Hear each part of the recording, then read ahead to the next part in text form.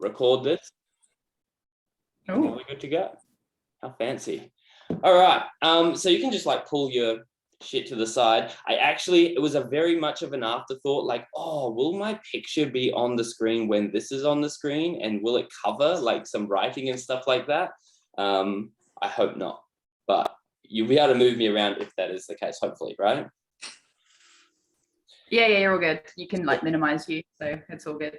Cool. All right. So obviously today what we're going to talk about is nutrition for power builders, and power builders are kind of in this really weird, we're not bodybuilders, we're not power lifters, but we like to look good and we like to lift heavy weights.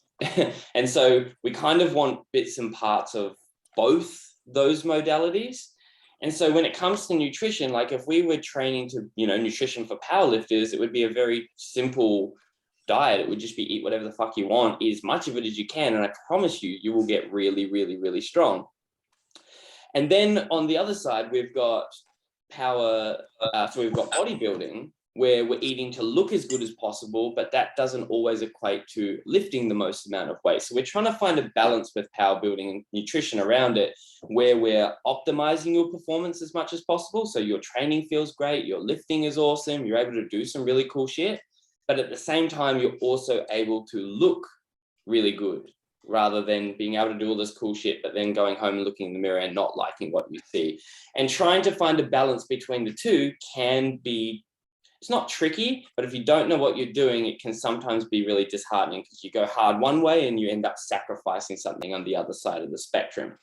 So what we're going to cover today, I put a little breakdown, and this breakdown I also put on Instagram for you guys to have an idea of kind of the things that we were going to cover. So obviously, the big question is like, are you bulking or cutting? And I'm not going to read these. I'm going to try not to read these word for word because I hate that in a presentation. But we're going to obviously choose, are we wanting to bulk or are we wanting to cut? And I know that seems very surface level, like, oh, that's a really easy decision, I'm going to cut.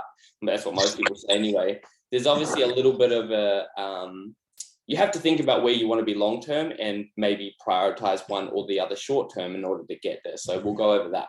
Then we'll go over calories, determining your body fat percentage. We'll then look at macros, and probably calories and macros are the two things that I hope by the end of today, you'll have some numbers that you can actually go forward with and try to follow them as best as possible to start moving in the direction you want to, not only from a performance point of view, but also a bodybuilding point of view or a physique point of view. We'll then dive into flexible dieting, which is the approach that I like to do in order to hit my calories and macros. The other option would be a strict meal plan, which maybe you've followed before. And if you have, they're pretty shit because they're very limited in the options that you get. But at the same time, if you go off plan, there's no real way of rectifying it. If you've got a meal plan and you woke up and you had breakfast with your family, you're going to fuck the whole day. So flexible dieting is the way I like to do it. So we're going to go over how I would approach the dieting from that sort of perspective. We'll then go into the importance of fiber. It was like one of the things that I wanted to include over all the other sort of micros, just because it is fairly important to your health. Plateaus, obviously very normal for people to follow a diet for a period of time and then eventually stop getting results. So how to identify it, how to get over or keep moving through those plateaus. Refeeding and diet breaks, so when you can obviously break those diets or periods of time that you'll be focusing on your nutrition, structuring your nutrition, which we'll get into, and then tracking your progress. So, like I said, the first thing we're going to actually have a look at is what is your goal. And I have chosen 3 people that I idolize on screen here. Now, I actually wrote and put this presentation together for my Bones to Brawn guys, which, I was assuming that most of the guys, people would on here would be guys, but we've got Kate, we've got Rob High, but then we've got both males, and so there's actually more females here. So I'm sorry for including males, but I just assumed I would have it, but I'm obviously wrong. So I've got 3 people who are fairly important in my life here, and I think these 3 people kind of represent these 3 types of approaches when it comes to nutritional phases of nutrition that you would probably go through at various points in your journey. The first question you need to ask yourself is simply, what do I want to look like? I know that is a really simple question, but it's quite vague at the same time. Like, you need to have an idea of what you want to look like, what you want to look at the mirror and see, because that's going to ultimately impact the order and how we approach the nutrition going forward. So we've got on the left there, we've got Chris Bumstead. He obviously represents the bulk because he's massive. And if you don't have as much muscle as him and you want to look like him, you're probably going to need to bulk for some period of time and maybe take some other things at the same time. But generally, from a nutrition point of view, you're going to want to bulk. On the right-hand side, we've got Zac Efron looking his absolute best. And I think that was Baywatch, that movie. I don't know why I don't know that off the top of my head because he's my idol. But Zac Efron's looking all shredded up there. And he would have definitely bulked for a portion, but mainly most of his time was spent in a cut. All right. He's looking super diced. He's not big on size, but he's looking lean and mean. And then in the middle there is actually, I'm not sure if any of you guys follow CrossFit, but his name is Rich Froning. And so he's a performance athlete. His weight's really not going to change. He's eating to perform as best as he possibly can. But in terms of body composition, it's not that important to him. He looks great, obviously, but he's not there to stand on stage and look a particular way. And so he would probably be more in a maintenance kind of phase of training where he's eating to fuel performance and maximize it. But what he looks like, he's not trying to get bigger. He's not trying to get smaller. And so I think these three people, and there's a million other people we could look at, represent these stages quite well. So the first thing you need to look at is, what direction do I want to head? And my big piece of advice to you would be, if you feel like you are 5, 10 plus kilos over your body weight that you feel like, sorry, from a leanness point of view, like if you feel like you've got 5 to 10 kilos of fat that you would like to lose, I would be more inclined to start with a cutting phase. All right. A couple of reasons for that. Fat doesn't have a huge importance in our system. It's actually more of a stress on our body than anything. So if we can get rid of it, that puts us in a better position to then get into a bulking phase. But at the same time, if you don't have as much fat to cover your muscles, when you do go into a bulking phase, it's actually rewarding because you get to see those muscle gains. So for anyone that is, sorry, a little bit on the overweight side or feel like they have fat to lose, then I would always recommend probably starting with a cut. Get down to a body fat percentage that you feel comfortable with. And then from that point, you could jump into a bulk and try to get lean muscle mass and grow nice and slowly over time. On the other hand, if you're quite a lean person, want to have a little more curves, want to build muscle, want to get stronger, then a bulk is probably going to be where you're at. You've just got to understand that both ends of these spectrums do come with a cut, maybe losing a tiny bit of muscle, and a bulk, maybe putting on a little bit of fat at the same time. But no matter your goal, the most important thing to remember is that you need to commit yourself for a period of time. You can't just bulk for a week.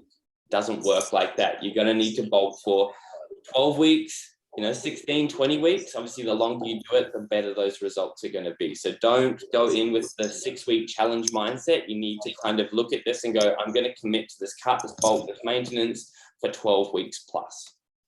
So I guess the big difference between bulk and cutting, and I just kind of mentioned there before, but the goal of the bulk is to put on as much lean mass as possible without accumulating very much body fat. That's in particular for power builders, which is what my whole system is kind of built around, right? Putting on muscle without putting on unwanted fat. Like I said, it's an inevitable fact. You're going to put on fat, but we're trying to minimize the amount of fat that you gain in that process. But if you do get a little fluffy during it, do not be alarmed. You'll lose that in your cut. That is completely normal. The only way you would be able to put on nothing but lean muscle with no fat gains would probably be dabbling in things like PEDs, which I have no real knowledge or expertise in teaching.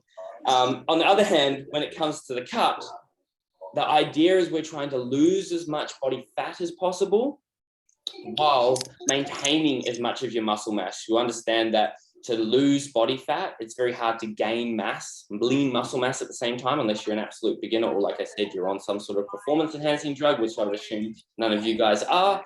So you've got to accept the fact that you're going to probably lose a tiny bit of fat in the process, a tiny bit of muscle in the process, but we're trying to minimize that as much as possible. Obviously, a bulk is going to require a calorie surplus, which we'll go into in a second as to what that is, and a cut you're going to need to be in a calorie deficit. And we were talking before, 12, 16 weeks. However, a bulk, in order to gain lean muscle mass, that process does take a lot longer than losing body fat. So if I was to give ballpark kind of estimates as to how long you should be roughly committing yourself to these processes for a bulk, a solid bulk, I'd be looking at 6 to 12 months. Now, this isn't non-stop calorie, surplus. That would be very stressful on the body to be in a surplus every day of the year. But in general, the theme for 6 to 12 months is a calorie surplus, where with a cut, you can generally lose fat. Majority of the time, there are a whole lot of factors that can come into play that can slow that down. But in general, you're going to lose fat a little bit quicker than you can build on muscle, put on muscle. And so I'd be looking between 3 to 6 months to commit yourself for a cut. Obviously, to get to your dream body, it's going to take as long as it takes between where you are at this point in time and what your dream body looks like. So that very, very general, very, very general kind of guidelines. If you are quite overweight and you're trying to get very, very lean, that's not going to take 3 months. That's going to probably take a couple of years, and vice versa. If you're a really skinny person trying to get really, really huge, it's going to take years of work as well. But I think from a ballpark point of view, 3 to 6 months, look at committing yourself to a cut for, or more 6 to 12 months if you're looking to jump into a bulk. So the first thing we need to learn about is calories, and you need to understand that calories are king. You may have heard that before. I think it's a pretty cliche saying, but it is true. Calories are everything. They are going to be what determines whether you bulk up or you obviously cut down, right? It's your energy.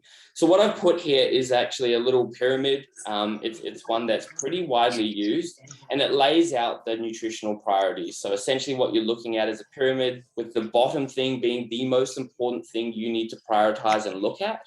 All right. So when we're looking at trying to tick a million boxes off in the day from a nutrition point of view, which ones are the most important? The ones that relate to calories. From there, it goes into macros, micronutrition, then you can see meal timing and frequency. So that's just how often you eat throughout the day. And then supplementation, like your caffeine, your creatine, your whey proteins, that sort of stuff. What we're going to cover today mainly is 90% of the work, which is your calories and macros. And what I would be doing is focusing most of your attention towards your calories here. If there's one thing you get right, it would be your calories. William. Yo. Hey, sorry to interrupt. Can you put all of us on mute just because I can hear some background stuff that might be picking up on your recording? Is that clear now? One sec. Yeah, that's it. Yep, that's cool. Sweet. All right. We all good? Good. Sweet. All right, so that's obviously where we are from a calorie point of view. We're focusing on calories. That is our number one thing we need to focus on. So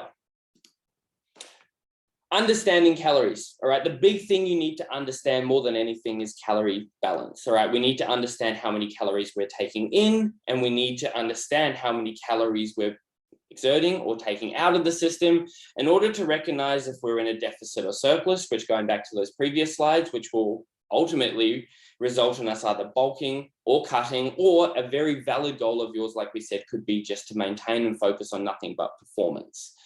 And so a very, very simple, and this is all very 101, but just so you get your head around it, and we've covered all bases. Obviously, if we've got a client and they consume 2,500 calories, but they only burn 2,000, they're going to be consuming 500 calories more than they're burning.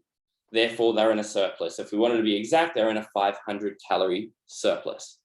On the other hand, really basic, client B they consume 2,000 calories, but they burn 2,500. They're now in a 500 calorie deficit, which means they're going to lose body fat, lose weight on the scales. So hopefully everyone understands this. And this is the one thing that is just going to be coming up all the time, calorie balance. And it's essentially what most of our fad diets that we see on Instagram essentially pivot on, this particular thing here. And all those fad diets, we'll talk about it later, but all the fad diets that you generally see, whether it's keto, whether it's carnivore, whether it's paleo, any of these sorts of diets, minus like obviously if you're gluten-free because you have gluten intolerances or you're celiac or anything like that, and same with dairy if you're lactose intolerant.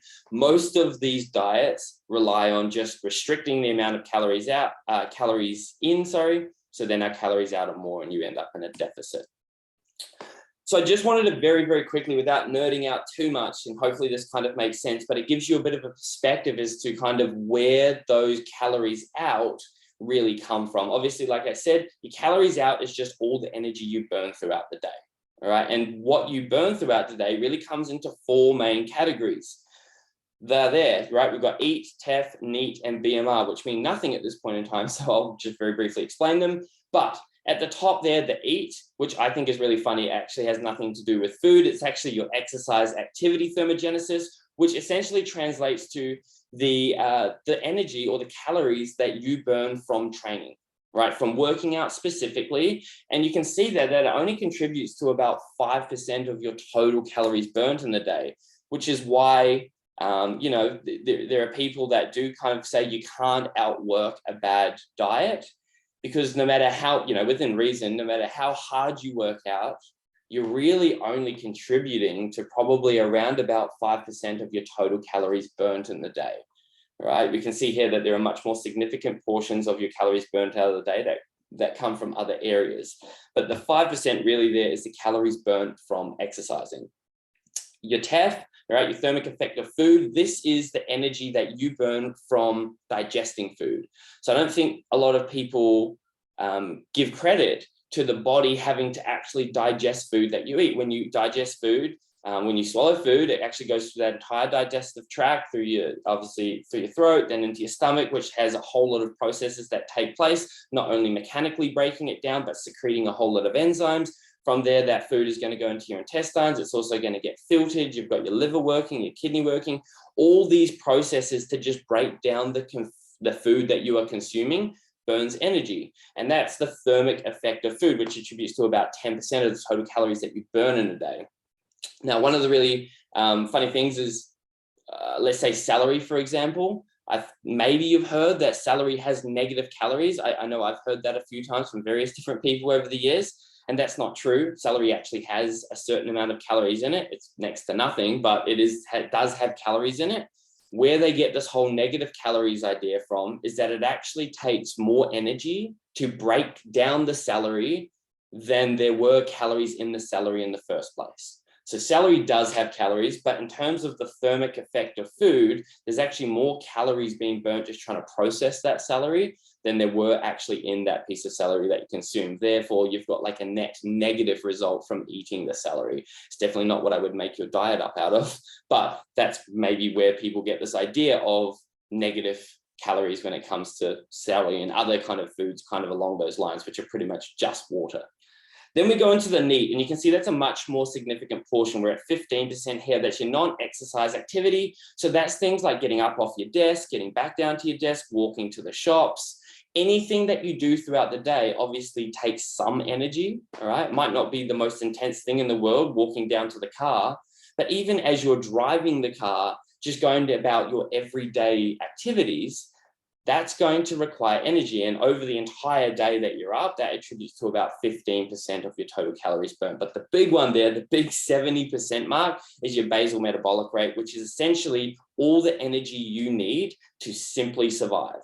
All right, that doesn't take into account any of the exercise you do or the food that you eat or going out to the shops or anything like that. That is all the energy. If you were to just lie down in bed and make it through a day, that's all the energy you would need to run your heart, to run your lungs, right, to pump blood around the body, for you to be able to look around, those sorts of things. So just to keep your body alive, that's going to take 70% of the calories in your TDEE, or your total daily energy expenditure. So when we add all these components of energy expenditure together, we get that TDEE. And I just want to remind you that I'm going to be using TDEE from here on out, because it's a little easier. Weirdly, it's still quite hard to say, but compared to total daily energy expenditure. So hopefully now you get a bit of an idea of how calories out is really broken down.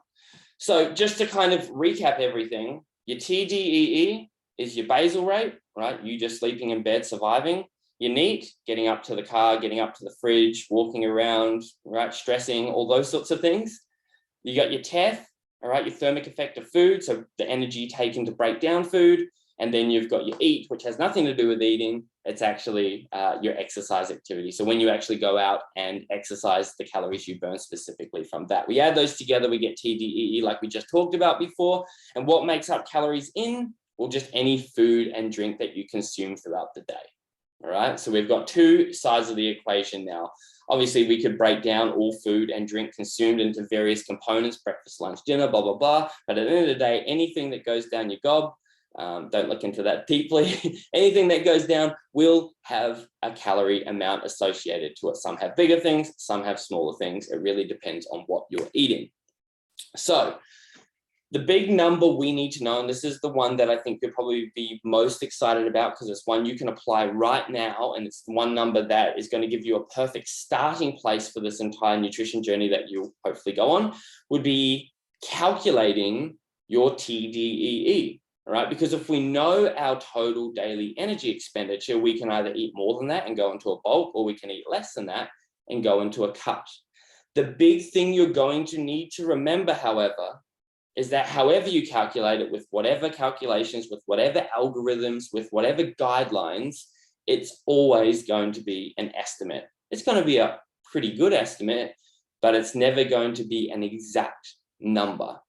What you will do over time is you actually apply these numbers and put them into action and see how your body reacts. And it's only once you see how your body reacts, maybe having some tinkering with these numbers over time, that you'll get a pretty good idea of what your actual TDEE is. There's no need to know it down to the gram, all right, or the calorie in this case. But like I said, it's a pretty good starting place.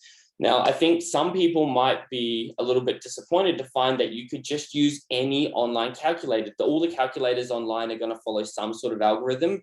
I would say most of the calorie calculators that I've come across in the past have all followed the same sort of algorithms. They generally will say in them what algorithm they're using. So-and-so famous person created this algorithm from this particular university.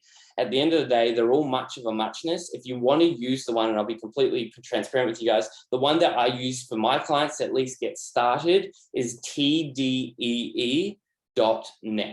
All right, and I've got some screenshots of it in the next couple of slides to show you how to actually use it, but they will all be exactly the same. And if you find one that just looks a lot cooler and the colors resonate with you, then use that, but they should all be pretty much the same. You will need to know, hopefully, your gender, hopefully your age, hopefully your height, activity level, and obviously your body fat percentage, which I will show you in a second how we're going to get to. The one thing I really want to stress is when it comes to the activity level portion of it, it's going to give you a drop down in all calculators that you use. It's going to give you a few different options. That's going to be from I don't do anything to I kind of do something to I do something pretty often to I'm working all day nonstop. It's going to give you a few different activity levels that you can choose from. Where most people go wrong with this is they end up giving themselves too much credit and overestimating how much work they do in a day. I would say you're not at the highest activity level until you are an elite athlete. You wake up, you train for 6 hours a day, you then go to sleep, you then have another hour or two of training and whatnot. I feel like most people are going to be in the not so active to moderately active, which is going to be training anywhere from kind of like 1 to 4 to 5 times a week, depending on where you sit within that spectrum. I know most of you guys here are training around the 4 to 5 days a week-ish. And so what I would suggest is you're probably going to be around the moderately active category. Probably not very active unless your job on top of that involves you laboring and shoveling shit all day and being really busy for the 8 hours that you're at work. Because that's also, like we already saw with NEAT, a huge component of your calories burned. So when it comes to activity level, they should always give a description, look at the description, find which one resonates with you best, and then obviously enter that one in. And you'll see in a second why that makes a bit of a difference if you do get it wrong. So like I said, body fat percentage, that is one of the pieces of the puzzle that you're going to need in order to estimate your TDEE. You don't need it in all of these, but if you do have a rough estimate, it is going to give you a better idea on where your calories actually sit. And the reason for that is because lean muscle mass, the more muscle you have, the more calories you're going to burn to just support that muscle mass. So you could be 100 kilos, but if you're 100 kilos of pure muscle compared to 100 kilos of half muscle, the person who is 100 kilos of pure muscle is just going to be burning so many more calories compared to the person who is the same weight, but only got half the muscle mass. So that's why it's really important, if you can, to try to have a bit of an estimate as to how or to where you sit on the body fat percentage mark. Now, you can see that there are two images on the screen, well, few images, but I guess two main images. There's on the left, you got the males, on the right, you got the females, and these are some estimates that you could potentially look at. I would take a picture of yourself and compare it to the pictures on the screen here. Here's one of many images that you'd find. I completely ripped this picture off the internet. So Lean, Built Lean, I guess, is the website I must have gone to for this particular image, but it's fairly accurate and there's going to be a huge amount out there. And so these are obviously representing what your physique might look like at these sort of percentages, all right? And so what your job would be to do is to take a picture of yourself, put it up next to the screen and see what one of these images looks as close as it can to your particular image that you've got in your hand. You'll see the main difference between guys and girls is that guys look a lot more ripped at a higher body fat percentage. And the main reason for that is because body fat is held in different places, generally speaking.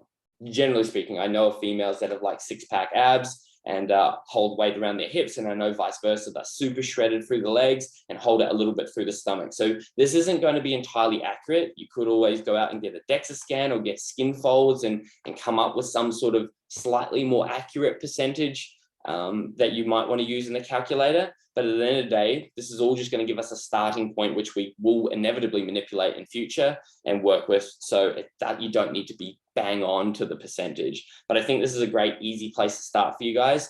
Take a picture of yourself, compare it to the list here, and you'll see roughly where you sit. And there's nothing wrong with looking at the female list. I sit between 35 and 40%. And doing 37.5 or something like that. They're not whole numbers. You can, find that you might fit in between a couple of these certain pictures here. But this is all very generic.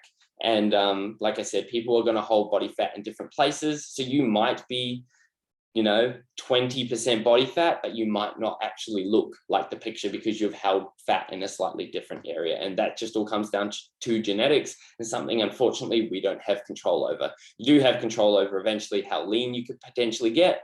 And so that is exciting though. So now that you've got your body fat percentage and you've got that in front of you and you're pretty confident on that number, your height, right? Your weight, your gender, and your age, you're going to punch it, as you can see on the screen here. This is tdee.net. That is a mouthful to say, but that's the website, like I said, that I use. All of them are going to be same, asking for the same sort of data. You'll pop that in and it's going to give you an estimate of your total daily energy expenditure. For me, I've actually just put and this is a guess on my 15% body fat. I think that's actually a bit generous because I wanted to look cooler when I was doing this presentation, but these are all my stats. And so for me, I'm at about 3,300 calories. Like I said, I'm moderately accurate. I've done that twice. Moderately active. And so I'm working out 5 days a week. And then I'm also doing a run on a Sunday if I wake up early enough. So I've put myself there. I wouldn't still consider myself heavy exercise, but you can see there on the screen that despite all my stats being consistent, if I had just changed my activity level, if I did nothing in the day, absolutely nothing, and I stayed in bed, I would be on 2,100 calories, where if I was an elite athlete training 8 hours a day, I'm burning double that. So it is quite important that, like I said, you resonate with those activity levels or categories. You read them properly, you try to resonate as closely as you can to one of them, and then go with that, because it does have a fairly significant impact on the number that these particular calculators will spit out at the end of the day. But just to recap, doesn't matter if you're not perfect, because you'll find out very quickly as soon as you start to practice these numbers and put all these numbers into play. If you're well over, you'll see that on the scales and you'll be able to adjust accordingly. Cool. So this is my recommendation.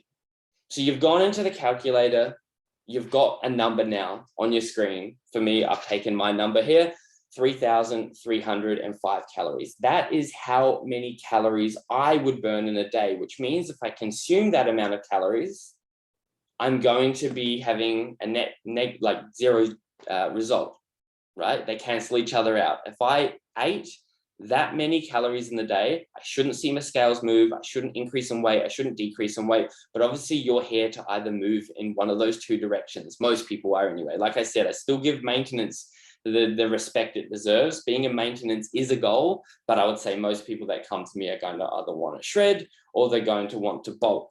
And so my suggestion is to sit in a bulk about 10 to 15% above that number on the screen. And if you're in a shred, then you're 10 to 15% below that number on the screen, all right? Obviously, the bigger that percentage is, the faster the weight loss you should expect to see on the scale. However, going all the way back to the start of the slides, our goal in a bulk was to put on as much muscle as possible, minimizing fat gain. And in a shred, it was about trying to take off as much fat as possible while minimizing muscle loss.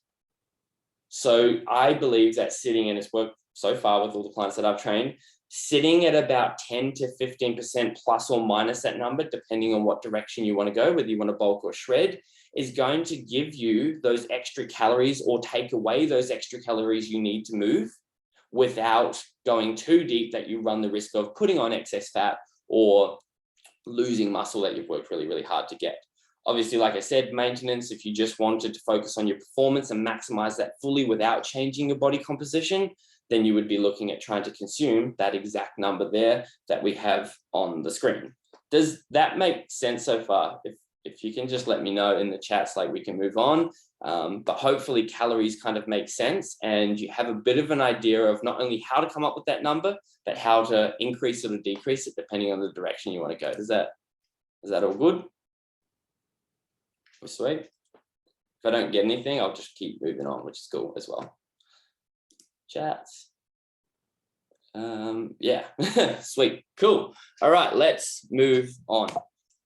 So, understanding macronutrients. So, this is where things can start to get complicated from a comprehension point of view, but there are a heap of apps out there, mainly MyFitnessPal, that is going to make this process really easy for you. The thing that you're going to have to recognize is that obviously calories are king, but every single food that we have is made up of macros, right? Proteins, fats, and carbs. Everything we have, even if there's very, very little, there'll be some form of protein in, a lolly, which is predominantly carbs, or in meat, there's going to be some carbs in there, even though it's, 99% fat and protein. Everything is built of these foundation blocks of proteins, carbs, and fats. And so what we want to do is not only do we want to stay within our now calorie goal that we've just worked out, right? You've got a number now that you can work off. We want to try to fill that up with carbs, fats, and proteins as best as we possibly can that stays on that target, but also optimizes our body processes that need to take place at the same time. So what I've done here is I've actually put on the screen, obviously, the protein, carbs, and fats. I've put in the middle their main role. They've got a million different roles in the body, but here are their main roles. And then how many calories there are per gram of that macro. Okay, so we've got protein here. The main job of protein is just to repair and recover. That's why protein is so important when it comes to a workout environment.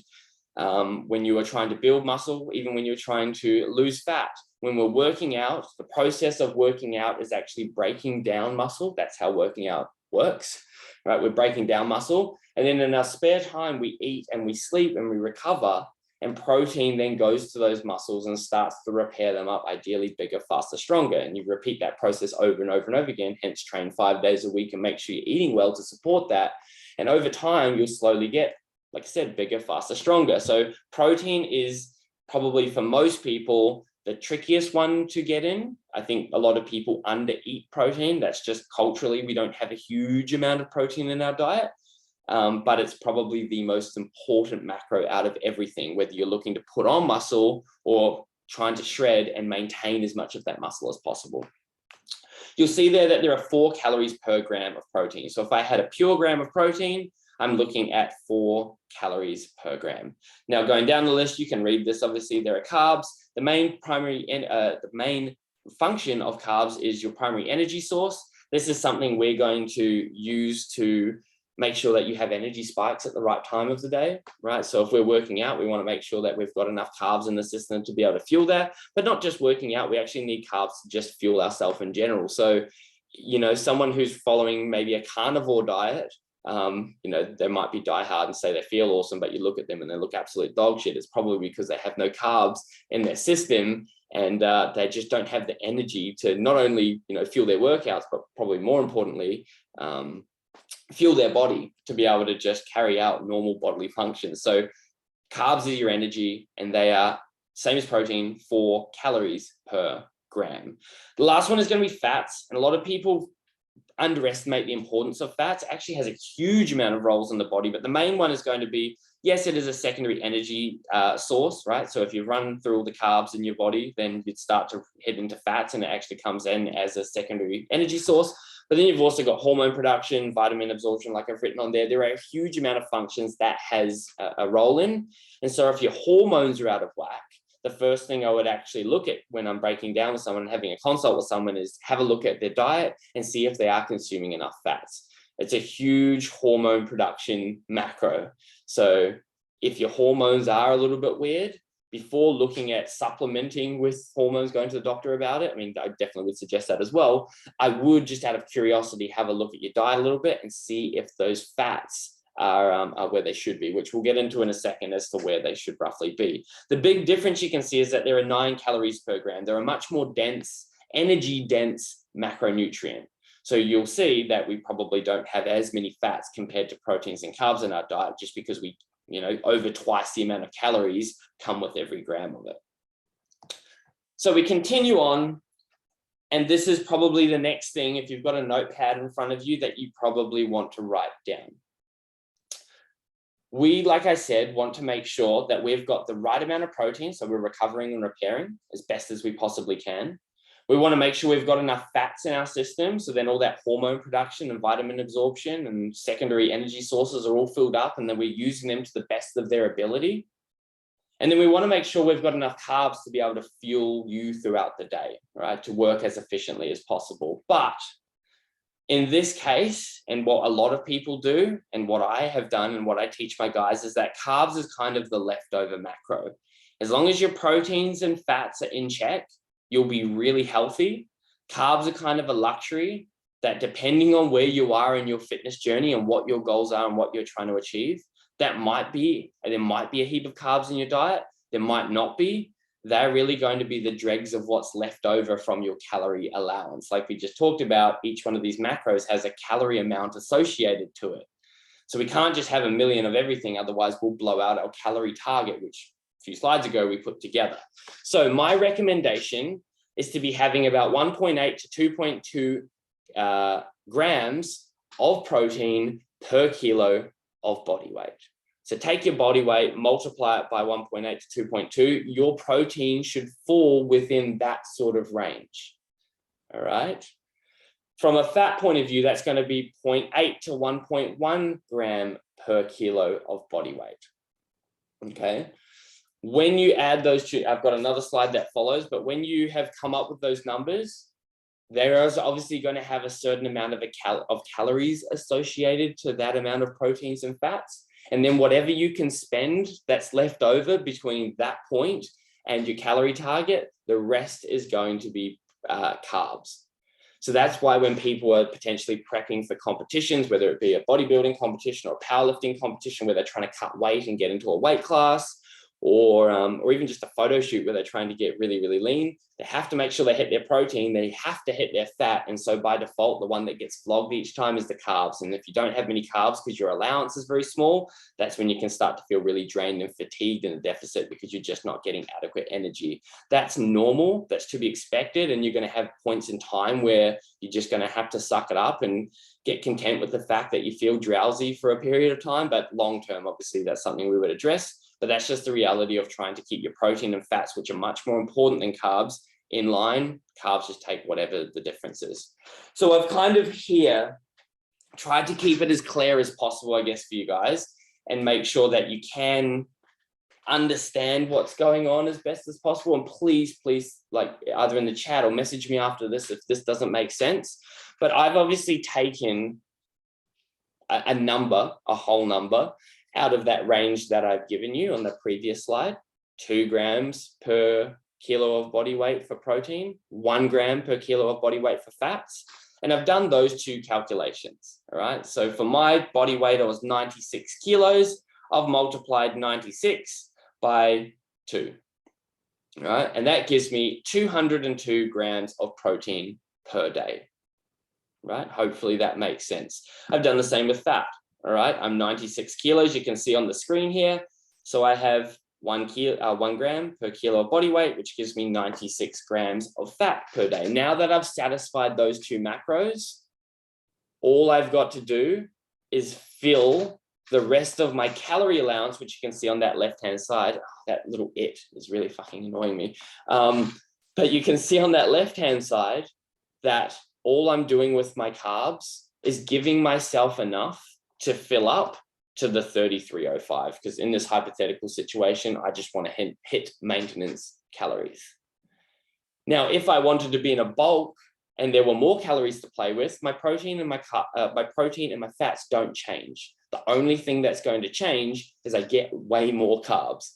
And in a cut, vice versa, if I've only got 2,500 calories to play with, well, my protein and fat don't change because my body weight's still the same, but my carbs get severely pulled back. And so the carbs is always going to be the swinger. It either goes high or low, depending on how many calories you have to play around with, because your fats and your protein are always going to be a portion of your body weight, which at this point in time, at this very moment, you can't change. Hopefully that makes sense. Okay. So all I did here, and you have an app that can do all this for you. Like MyFitnessPal does it all for you. So don't worry about having to bust out a calculator and do long division and multiplication and all that sort of stuff.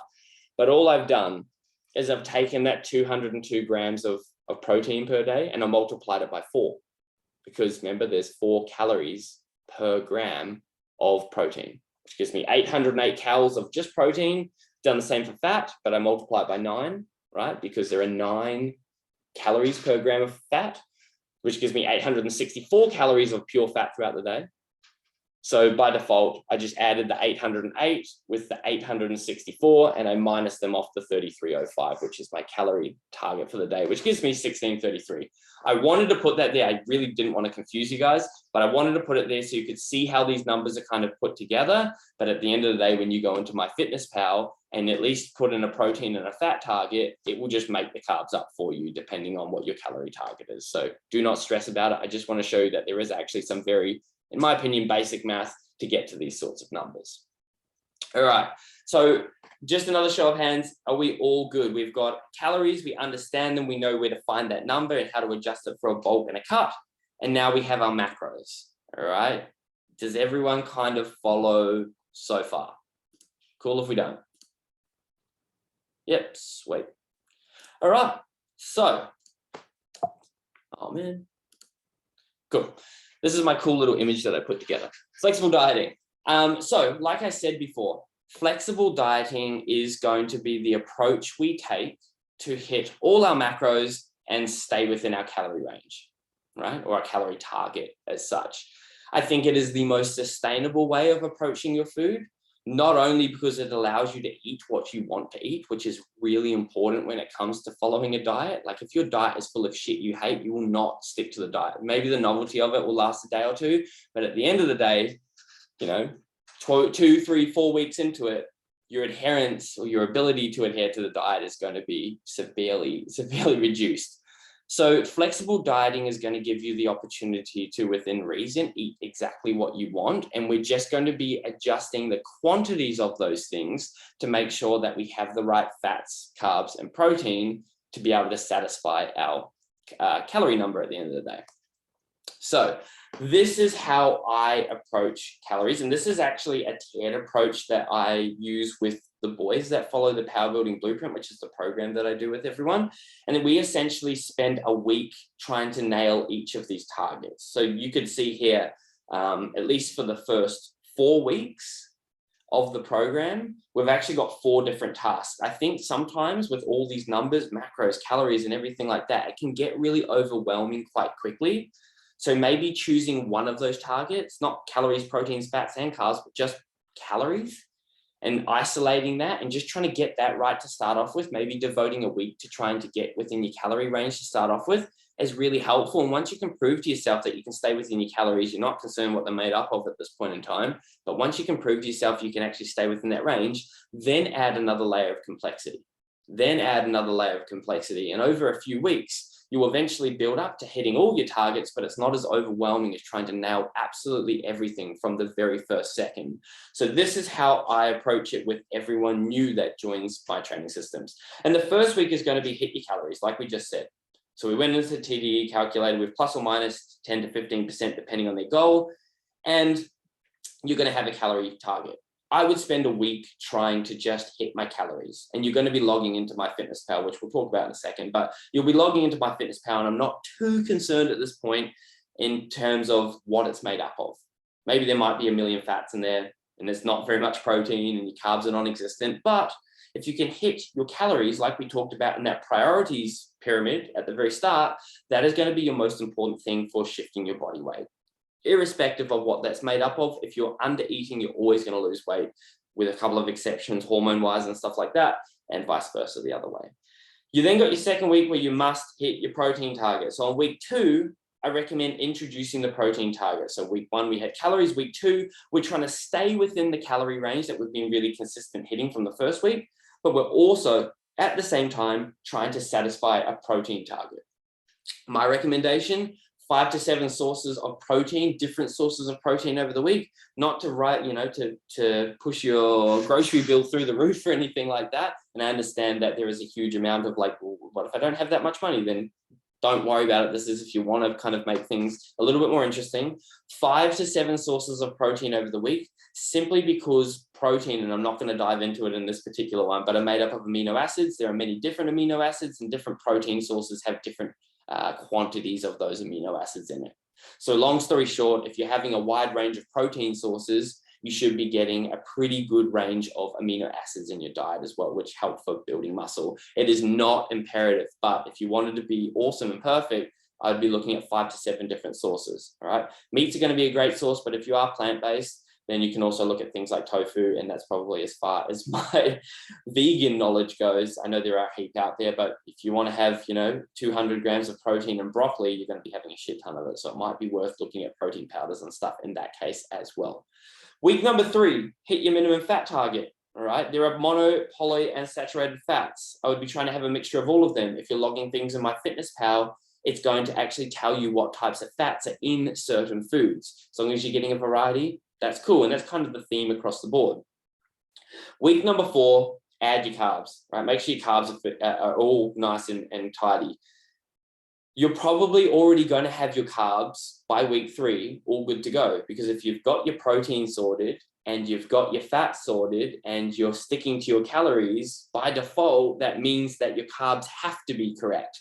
But what I would be doing is just making sure that you have about 70% of your diet as complex carbs and 30% simple, again, if you wanted to be awesome. Everything in the brackets minus the little captions, but at least for the protein, the fat, and the carbs, are all just a little like sticker brackets. It give you a gold star. It's nice on paper, but if it doesn't happen, and I know for a fact I'm not hitting all of these regularly, whether it's money, whether it's just your taste, your personal preference, what things you like in your diet, if you can hit all of this, awesome. If you don't, it's not the end of the world. At the end of the day, carbs are pretty much going to react the same.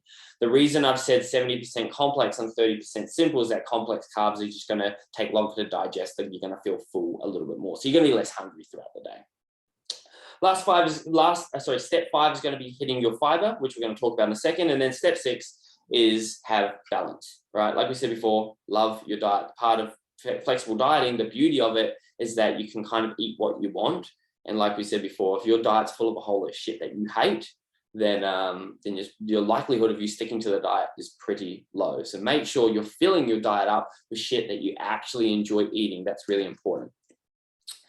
I kind of felt triggered, and then I wrote this, and then it doesn't really have as much of an importance as what it probably had in my head when I was writing it. Healthy and unhealthy foods can get fucked. I mean, yeah, so the whole idea of healthy and unhealthy foods is probably a notion that is a little bit outdated. I think what probably better represents the message that this particular quote is trying to put across is there's no real unhealthy and unhealthy foods, but there are nutrient-dense foods and foods that don't have as much nutrients in it. Obviously, if you had a salad with some meat and some brown rice and stuff, there's going to be a huge amount of nutrients in that.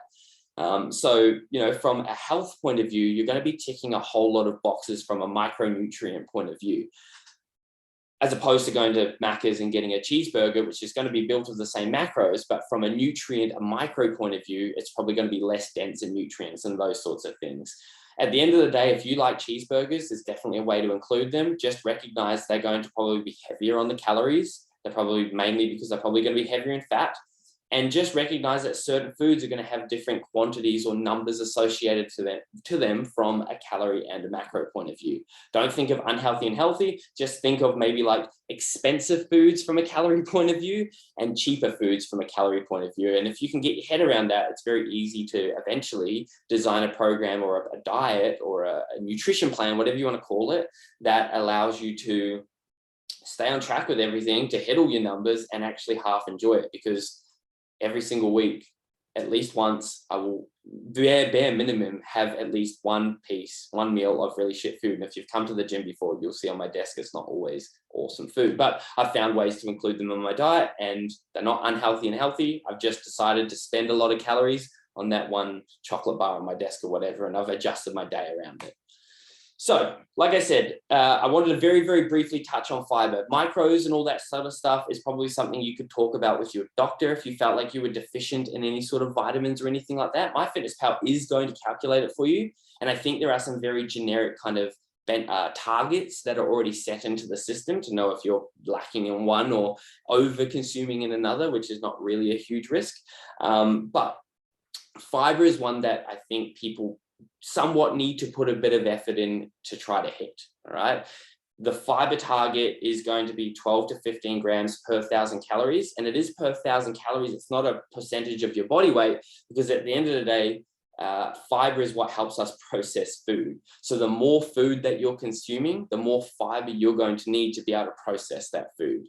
So if you're having 3,000 calories, we're looking at 45, grams of fiber roughly to be able to make sure that we process that food properly. It is important in that digestive process, but can also be used quite strategically if you're someone who's in a cut and wants food to kind of sit around a little bit longer because you want to feel full for longer periods of time. You feel like you don't want to get hungry, like if you're having very low fiber foods, they go through your system quickly and you're hungry very quickly. You want to be able to be strategic about your food choices and maybe try to include foods that are high in fiber, or at least, getting to that 12 to 15 grams per 1,000 calories you're consuming in order to make you feel fuller for longer. So strategically, they can come in handy a lot.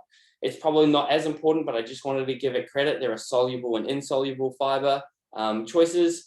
One mixes with water, the other doesn't. Obviously, that's the definition of soluble and insoluble. You don't really need to know a huge amount about it. I guess the main thing I wanted you to take away is if you look at the pictures on the left and you look at the pictures on the right, apart from having a disgusting white background behind them, because I just could not take the background off it, which annoyed the shit out of me. You can kind of tell that there's no real pattern between what's soluble and what's insoluble, right? You've got some like fruit and veggies and nut looking things, and you've got some more rices and nuts and fruits and stuff. So I wouldn't be too concerned if someone is trying to teach you about having more insoluble and more soluble fiber choices and stuff like that. I wouldn't bother diving into it any deeper than just considering fiber as fiber and having that 15 odd grams per 1,000 calories and making sure we're roughly hitting that in order to keep your digestion in tip-top shape. That's the only thing apart from like your macros and calories that I would potentially look at.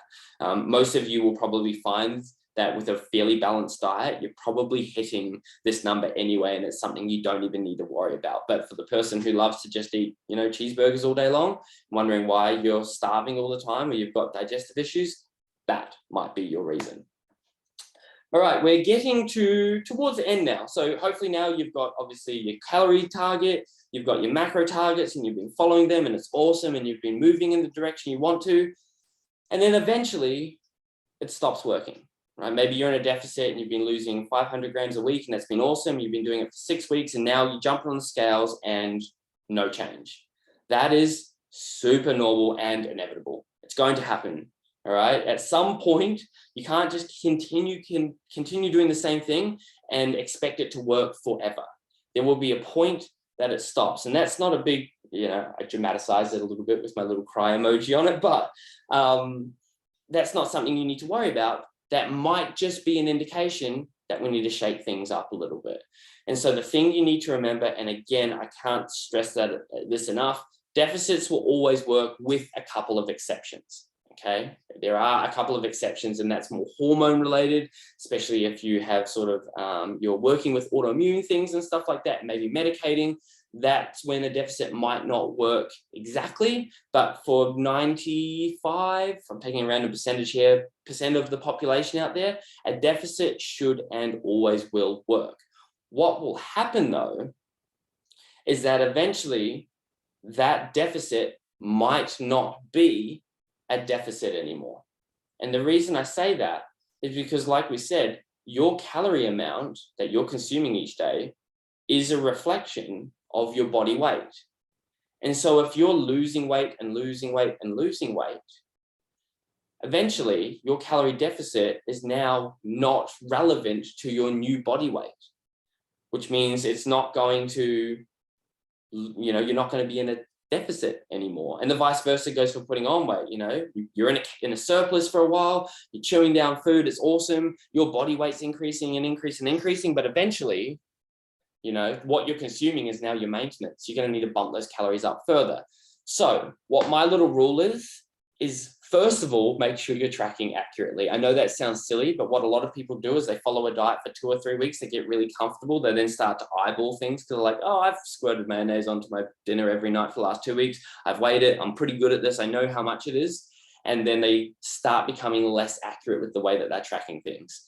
And what will happen is every little gram that you missed off your food, and you don't need to be perfect, but you know, you can imagine over a week that starts to add up and that could swing you out of your deficit or surplus that you want to be in.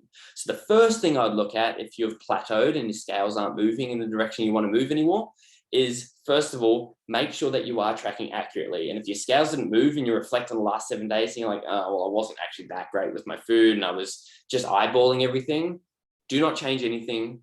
All I want you to do for the next week is go back to actually weighing and measuring things out as you go through. And yes, it's a tedious process, but if you want to get to where you want to go to, you'll do what you need to do to make sure you get there.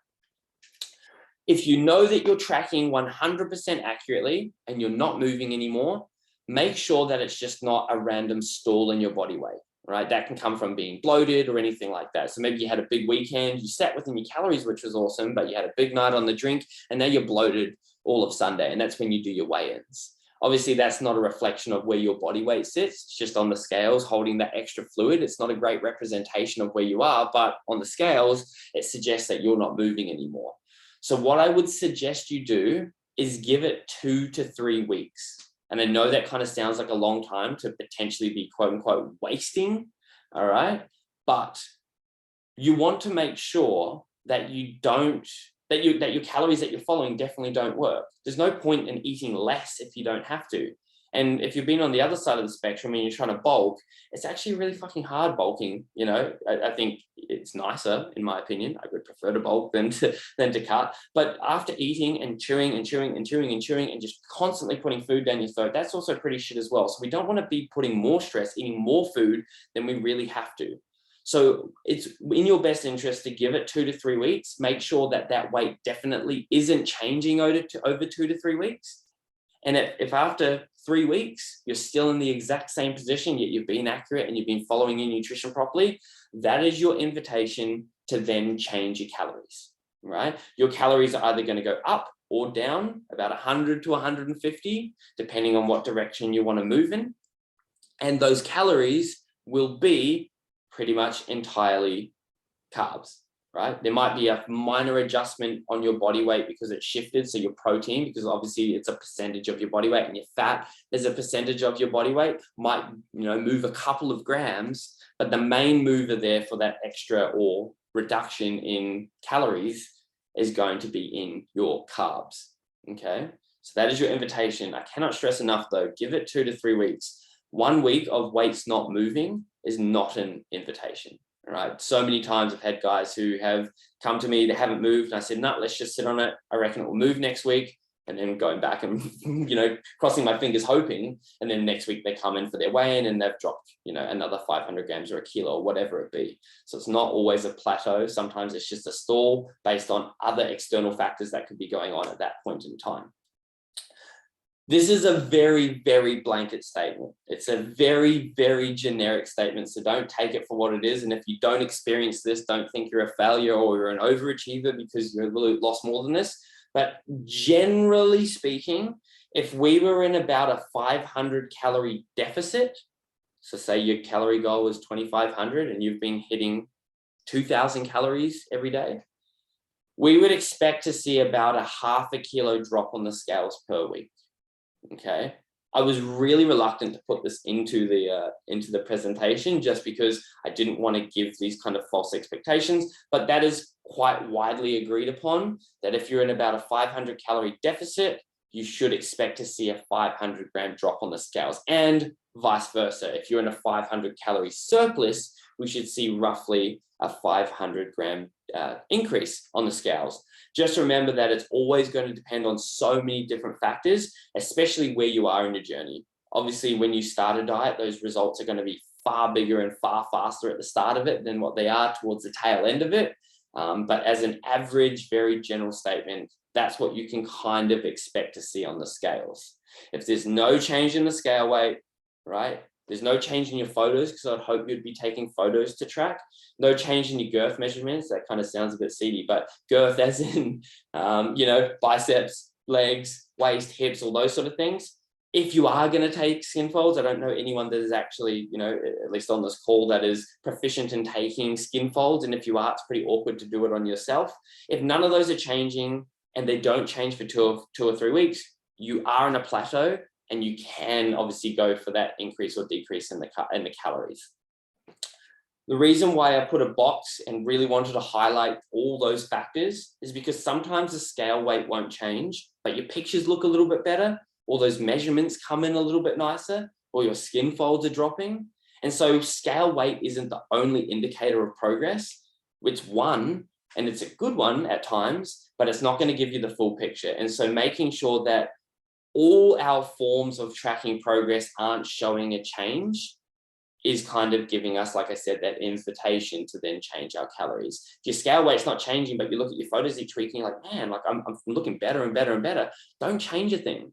Unless you're a power lifter or a weightlifter trying to get into a weight class, or a fighter or something trying to get into a weight class where your weight really matters. At the end of the day, our goal is to look awesome, and it doesn't really matter what the fucking scale says, because if you're looking at your pictures and they're progressively getting better, that is the main thing. All right. So don't just take scale weight, make sure you're tracking a range of things. And at the very end, I've got just a little list of things you should probably track. Make sure that you're ticking all those boxes.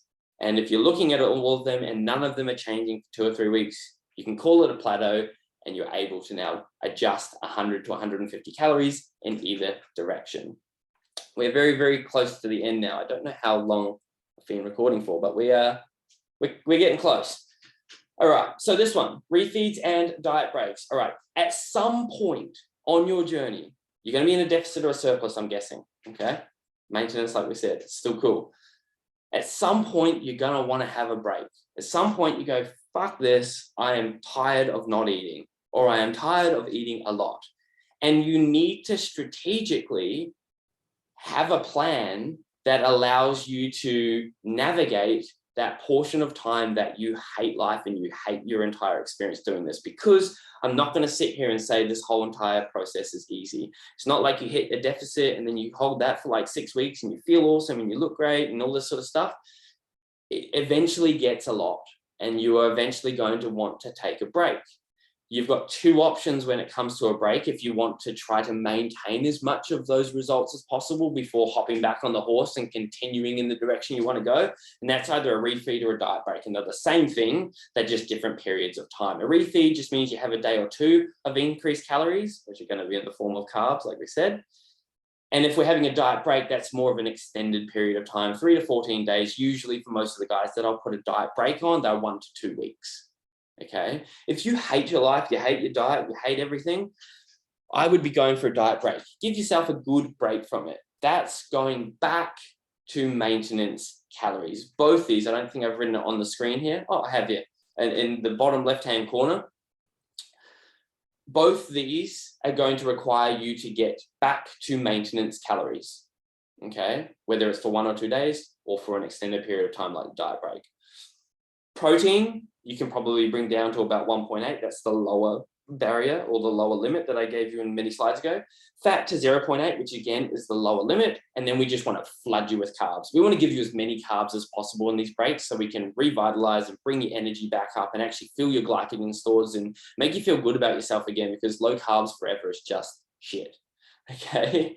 So the first thing I'll do is go back to your maintenance, go back to your TDEE. What you then do is bring your protein down to 1.8 grams per kilo, your fat down to 0.8 grams per kilo, and then with whatever calories you have spare, absolutely flood it with carbs. All right. I guarantee you that if you're strategic about having a refeed every maybe couple of weeks or even month, and a diet break maybe every 12 weeks, if you can strategically put those in, you've actually got something to look forward to. You know, like if I just hold on for this next week, I'm going to get a diet break for a week or two. If you know I can make it to Sunday, I'm going to have a refeed. And that's really going to help your adherence to the targets that you're trying to hit. If you are just traveling down this journey or this road and there's no end to it, it can be really overwhelming sometimes, and you end up resenting the entire process and hating it. If you have these micro goals or checkpoints to look forward to, I find that your chances of success are well through the roof. And because we're only going back to maintenance calories, your total daily energy expenditure, you know, your scales will go up a little bit because of glycogen stores, blah, blah, blah. But your actual weight, you're putting on fat or, you know, losing muscle or anything like that is non-existent, right? Your scales will go up, yes. But that's going to be because you've got more food in your stomach, you've got more water because food absorbs water, and you've also got glycogen stores, which fill up your muscles with energy that you can then obviously go on and use. So don't be afraid that the scale goes up, it will come down just as quick. But putting these in is going to be really, really healthy, and it's not going to take you any further away from your goal. It might take you further away if you spent these periods of time in a surplus or a deficit, depending on what you don't want to be in, which is in the complete opposite direction to your overall goal. Hopefully that makes sense. Now, just to summarize the whole flexible dieting, prioritize your calories. That is your number one thing. That is your number one mover. If you fucked up everything and you took one thing out of today, it's just about prioritizing your calories. If you go under your calories for maintenance, you'll lose weight. If you go over, you'll bulk. You're then going to hit your macros, protein, carbs, and fats. Ideally, if we wanted to break that down a little bit further, your protein is the most important macro to hit, followed by your fats, and then carbs are just whatever. That's whatever you have left over to kind of put towards more food. After that, make sure you have some fiber. If you can remember, 12 to 15 grams per 1,000 calories that you're going to consume.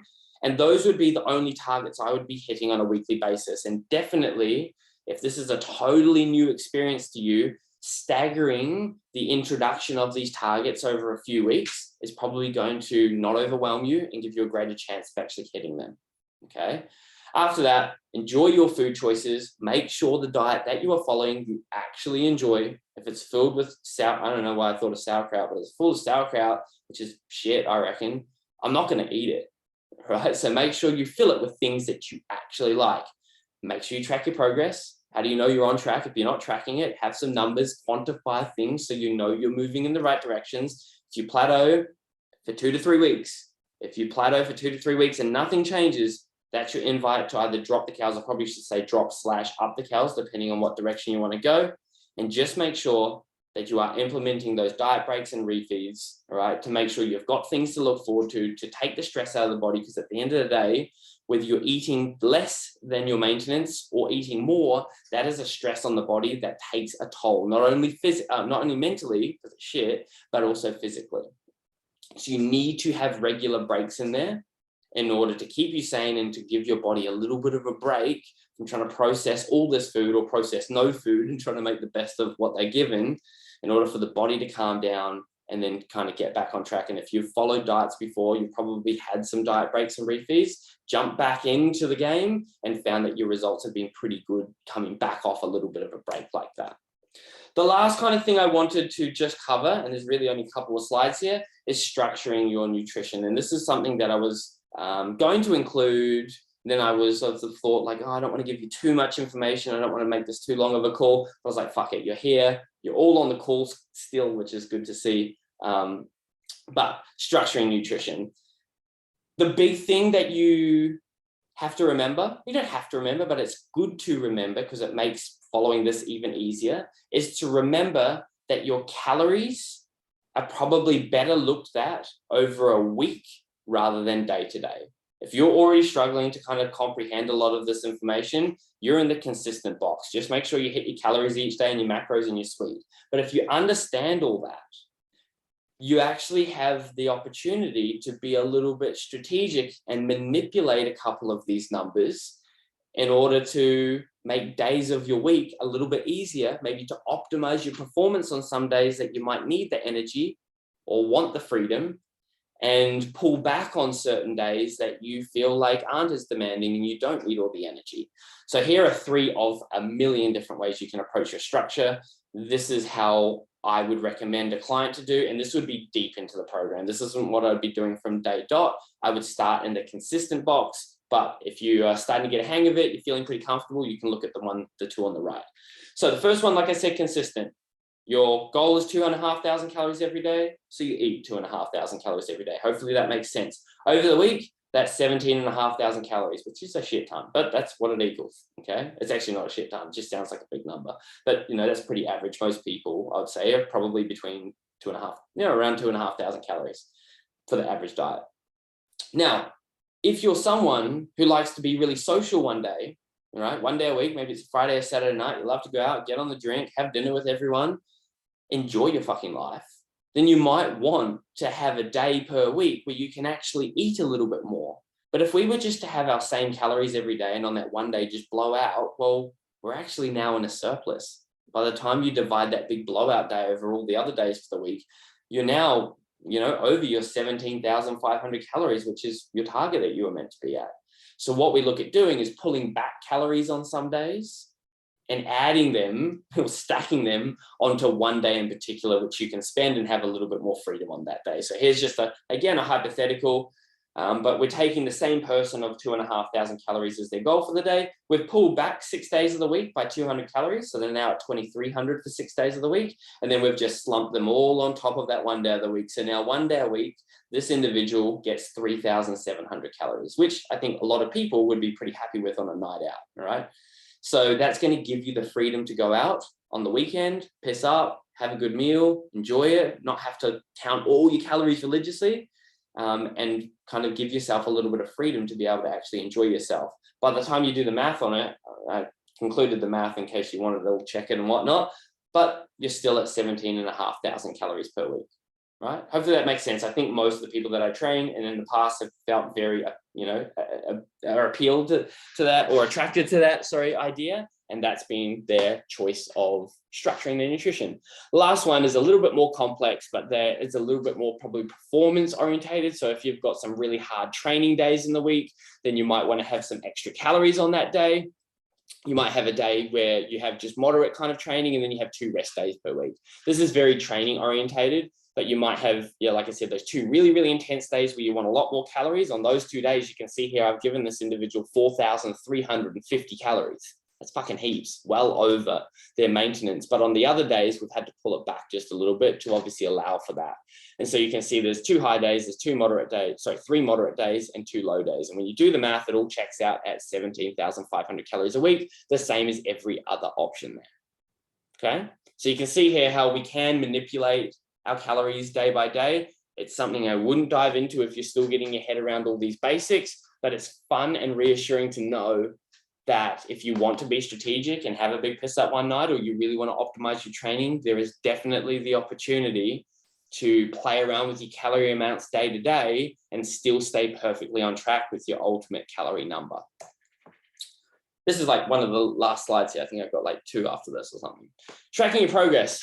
So we talked about before the importance of tracking progress. How would I track it? MyFitnessPal is going to be the best place, in my opinion, to track all your macros. There's a million other ways to do it. I know there are people that still do it on an Excel spreadsheet. I'm like, what the fuck? There's so much work putting all your meals into an Excel spreadsheet. But if you're one of those people that loves a spreadsheet, for most people that do like spreadsheets love them, then that might be for you. Otherwise, MyFitnessPal's the go. It's a free app. If you're going to pay for the pro version, which gives you a couple more options, which is not necessary, I think it's $70 a year or something like that.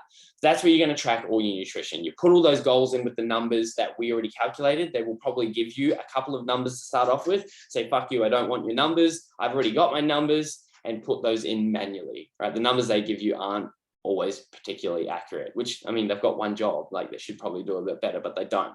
Next thing is take pictures. Like I said, front, back, side. You've got some back shots there because I really didn't want to show my nipples, but weekly front, back, and side photos, okay? Because that's going to give you a good indication of if you're moving in the right direction, regardless of the scales and the girth and all this other shit going on. If you look in the mirror and you go, I look hot today and I'm looking better and I'm happy with where I'm heading, you're winning. Yeah, and that's exactly what we want at the end of the day. I really only care about the scale if you have a very specific weight goal that has a very specific purpose. All right. Next one is weigh yourself. All right. That is an indicator. Twice a week, I would recommend. All right. So twice a week would be the best to do it. Maybe having roughly an even amount of days between them. So don't weigh Monday, Tuesday, weigh like Monday and then Thursday or Friday or whatnot. And then the girth measurements. Like I said, 7 sites is going to give you the best indication of weight loss. And we talk sites as in just places to measure around.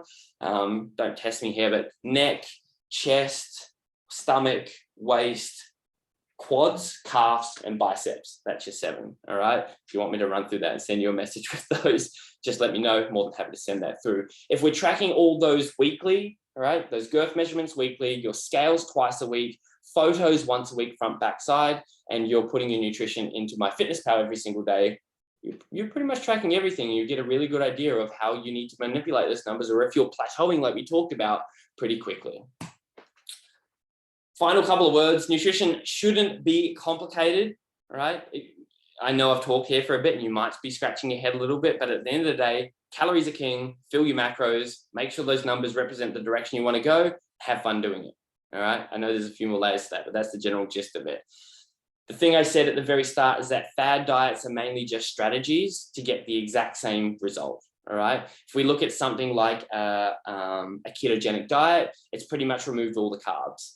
All right. So the idea there is that we've removed 1/3 of your food groups that you can choose from, which is probably going to result in less food and less energy being consumed, because like 1/3 of your diet is just being pulled away from you.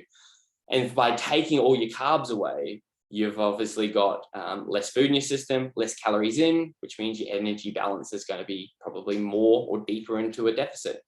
Same thing with your carnivore diet. We've just wiped out everything that's not meat. Again, there's less food to choose from, which means you're by default probably going to be in a deficit.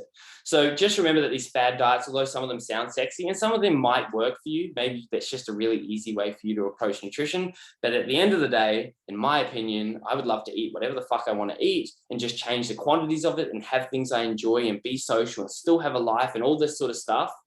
And just be a little bit more strategic about my nutrition so I can live the life I want to live, rather than removing an entire food group and living by a Bible like that. So it shouldn't be complicated. It takes a second to get your head around, but once you know it, you have it forever, and you can manipulate those numbers as long and as far as you need to go in your fitness journey.